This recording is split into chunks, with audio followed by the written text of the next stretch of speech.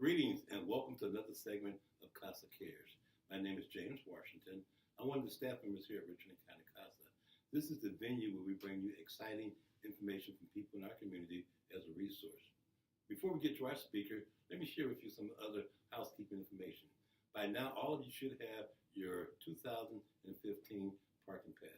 If you've not got one and you are an active member, active volunteer with an active case, please make sure you contact your supervisor to make sure you receive your 2015 parking pass. In addition, on our radar, March 13th, 2015 is our annual Volunteer for Youth Conference. Please make sure that you have your reservation. Spots are lining up real quickly, and we'll also have additional fabulous prizes. Before we get to our guests again, please stay tuned. Today we have the pleasure of having Jill Lawson, who is with Palmetto Place. She's the Director of Client Services. Jill, thank you for coming. Thank you for having me. Tell us about Palmetto Place. Well, Palmetto Place has been around since the 1970s, and we can house 20 children. 16 of those children come to us by DSS, so they're either abused or neglected. Our other 4 beds are reserved for unaccompanied youth of the Midlands that come to us by referrals from school social workers in our local school districts. We are a level 1 facility. We also act as an emergency placement for kids who are coming into care. How long can these children stay with you? It just depends on what the situation is. They can stay one night, so they may be with us 24 hours, or we've had kids that have been with us for up to 2 years. Now, those of us in the community recognize that Palmetto Place is usually an emergency shelter, but what programs do you provide for your children? So we have multiple programs that we provide. We focus a lot on mental health. So other than the traditional mental health counseling, we like to implement other services such as we have a yoga therapy program, we have music therapy, we have dog therapy that we do 2 to 3 times a month, which is really awesome to see. And whatever the child's needs are, that's what we try to meet.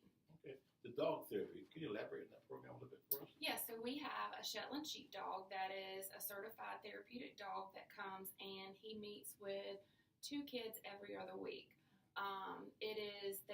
They focus basically on relaxation therapy or identifying emotions, whether it's a 4-year-old dressing the dog up in Halloween costumes, or coloring a picture with the dog, or whether it's just something that can be soothing and relaxing for a kid who has a high stress volume going on, just to hang out with him.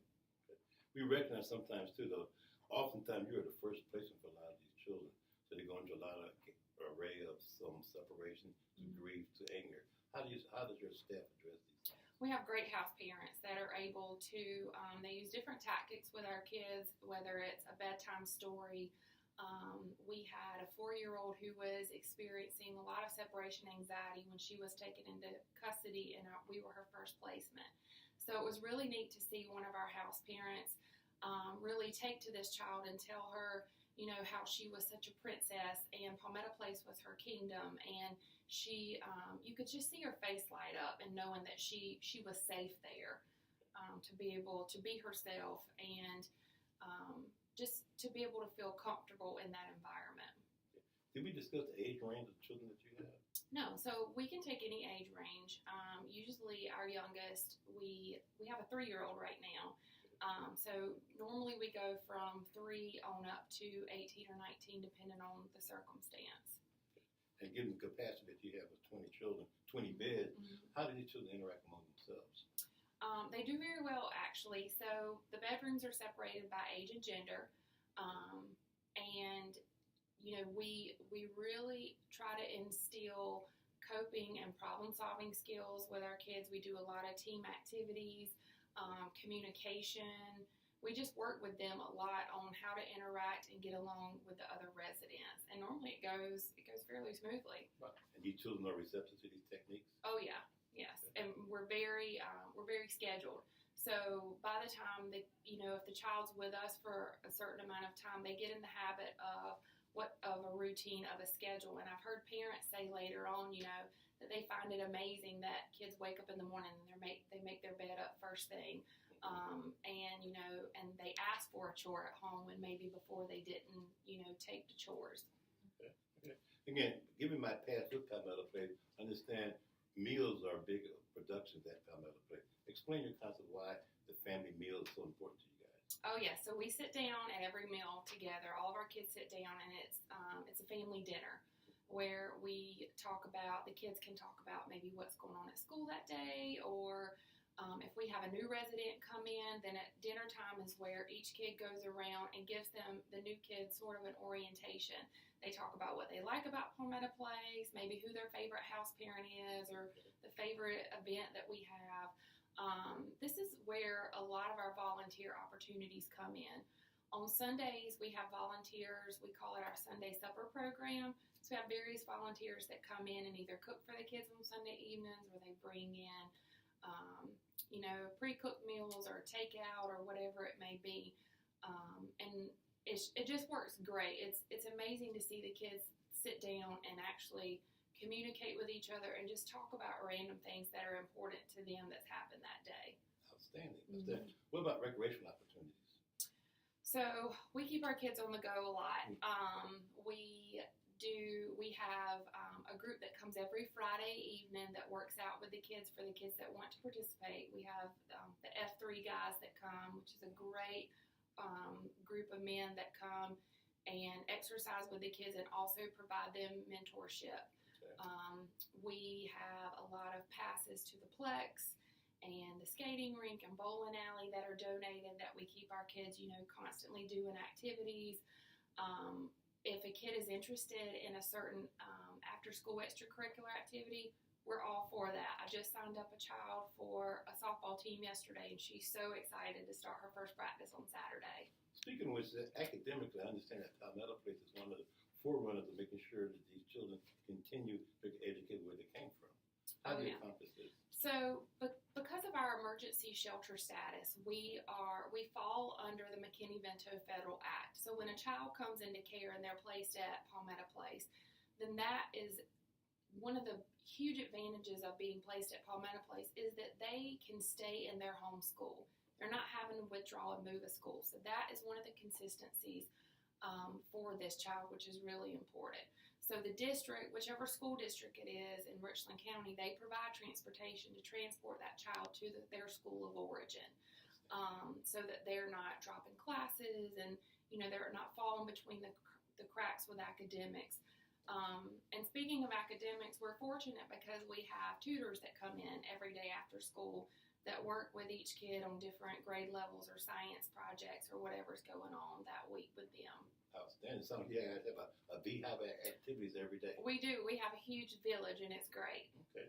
Academically, again, going on with these students, how would you feel the students address their tutorial programs or maintain the status in the same school? How do they deal with that? They love it. They love that they don't have to change schools.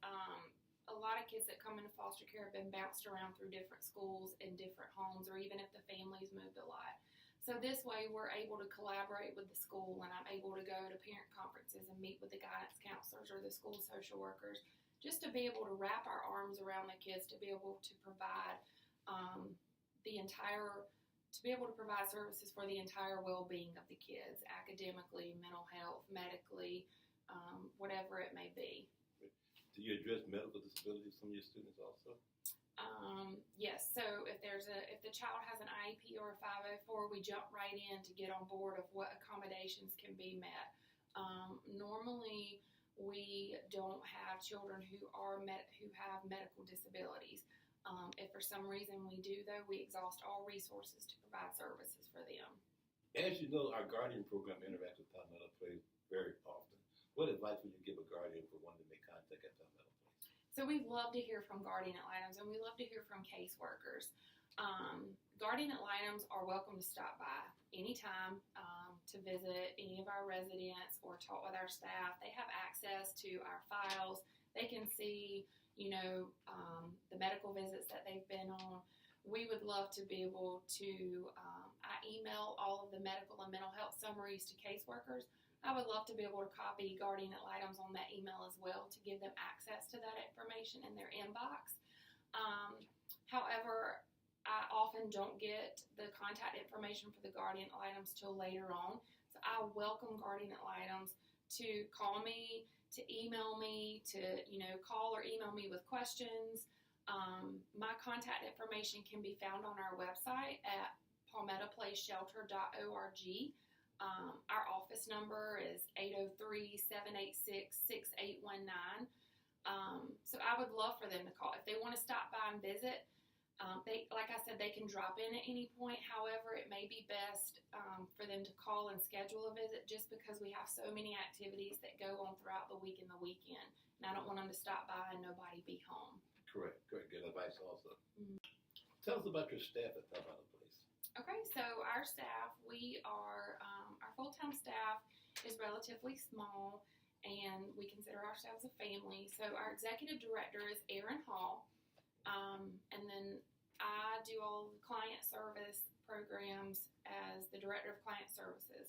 We have an administrative assistant who's also our volunteer coordinator, and she plays many roles. As far as our house parents go, we have 2 house parents on staff for every shift. We run 3 shifts, and our house parents, they coordinate medical appointments. They do activities. It's basically running a household and wearing the multiple hats of what a household is. They receive trainings throughout the year on whether it's trauma-informed care, whether it's self-care or CPR. They're CPR certified. And we rotate weekend staff that's part-time. So we have 2 teams of weekend staff that rotates every other weekend. You made mention earlier that your children participate in chores. Mm-hmm. Imagine that child just came into your facility. They're going through some separation anxiety. How receptive are they to doing chores? So we use a chore chart, and each week it changes. And we get very little defiance from our kids as far as chores go. It works as a great tool to build team building skills, to promote teamwork, to include the new kids that come in, because if a child comes in that first day, obviously they're not going to be assigned a chore. Maybe the second and third day when they're getting acquainted to the structure of, Palmetto Place and to our other residents, without a doubt, we always have residents who have been there that jump straight in and they say, oh, here's how we, take out the trash, or here's where the broom is for sweeping the kitchen if that's your chore, and they help them out. And our kids, they love that. That's a role for them. That provides them with a sense of belonging and a sense of purpose.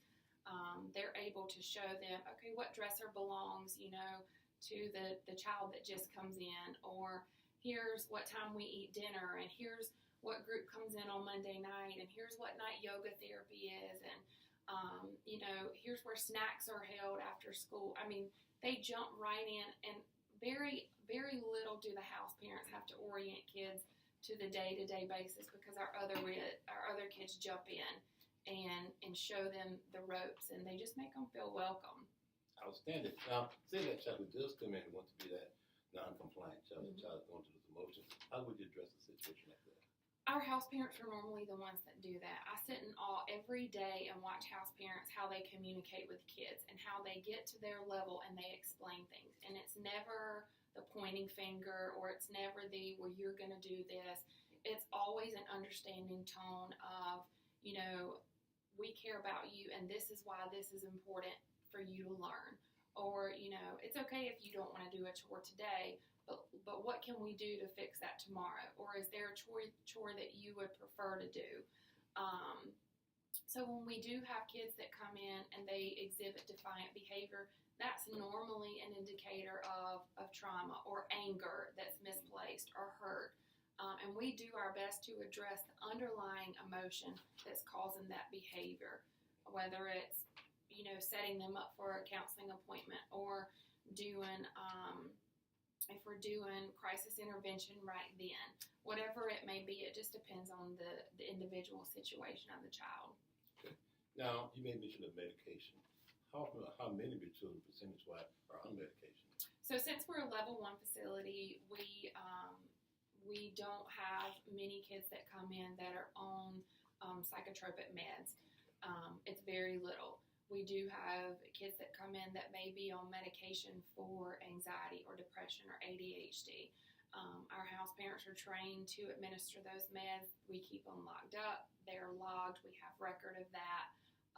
And that's one thing that we really stay on top of. And they administer them, as ordered by their medical provider. Another interesting topic came up, discipline. I'm imagining with 20 beds, 20 kids from various ages, whatever, are there ever any issues with disciplining these children? Oh, yeah. So kids are going to be kids no matter what. And when you have a house full of kids that come from different backgrounds and upbringings with different family dynamics, you often run into discipline issues, whether it's a child that comes in that has not received any structure or discipline. And so we work very hard to implement that and be very consistent. Consistency is the key. And as far as our techniques of discipline go, it just depends. It's time out. If it really escalates, then maybe they don't get to participate in one of the fun activities that some of the other kids participate in. But we are a firm believer of relationships. So instead of timing these kids out all the time, we try to time them in. With a house full of 20 kids, it's hard for each kid to get that, 30 minutes or to an hour of individual time a day. And that's something we work really hard at. Maybe this kid's acting out as an attention-seeking behavior because they're not getting their needs met. So we work on timing them in to get those needs met. I've kind of created something that I do on my own. I call it errand therapy. So if I have a kid, that really needs that one-on-one that's having these behavior issues, I put them in the car and we go run errands together. And that gives us a time of one-on-one.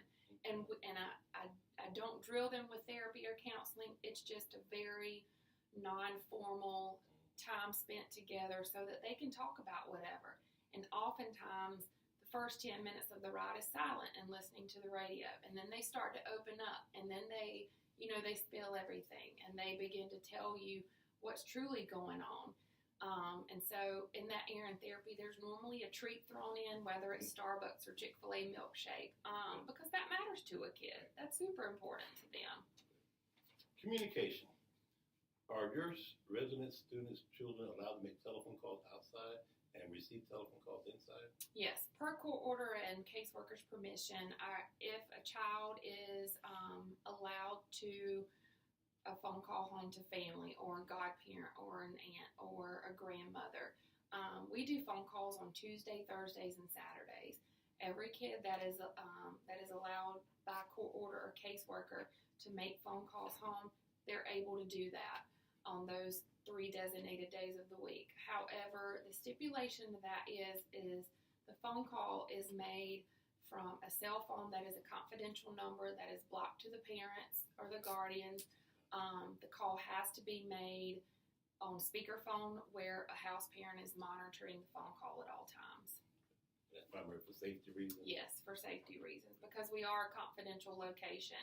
The parents, our phone number to the office is located on our website, but the line that goes to the house is very confidential. Guardian ad litems can have that line, caseworkers can have the line, but it's not to be given out to any family member, or outside person that's involved in the case. Okay. A violation of that policy by the child will result into what? A violation to... The child telling somebody where they're located, what the house numbers are. We have to take when kids come in, that's one of the first things we tell them, especially our teenagers. No one can visit you here. No one can know where we're located for the safety. No one can have this phone number. We are constantly reiterating that. And so far, we've not really had an issue. Okay. Given the long history that Medical Place has had, what is in your future? So, we dream about our future on a daily basis. Hopefully in the near future, we will expand to be able to serve more kids as we have to, unfortunately, turn down kids on a weekly basis, including our unaccompanied youth, our homeless teens. We would love to be able to provide more housing for homeless teens in the Midlands, as we are the only shelter in the Midlands that provide housing for homeless youth. One thing that we do have coming up in the future is our annual Sweet and Savory fundraiser. It's on Thursday, March the 26th at 6 p.m. And this year, this is our second year of being able to hold that at Adventure Museum. It's a huge array of chefs that provide delicious food with an awesome silent auction. When is that date again? It's March 26th. It starts at 6 p.m. and it's at Adventure. More information about that event's on our website as well. Okay. And what is your website? It's palmettaplaceshelter.org. And if someone wants to get in contact with you regarding your event or how to get in contact with Palmetto Place, how could they do so? Our website is the best way to contact us. So again, it's palmettaplaceshelter.org. There's links to our email, our phone number, links to purchase tickets or sponsorship. All in all, it's a fun night. Well, folks, there you have it. We had the pleasure of having Jill Lawson. She gave us a very informative review of Palmetto Place. So until next time, this is James Washington saying thank you.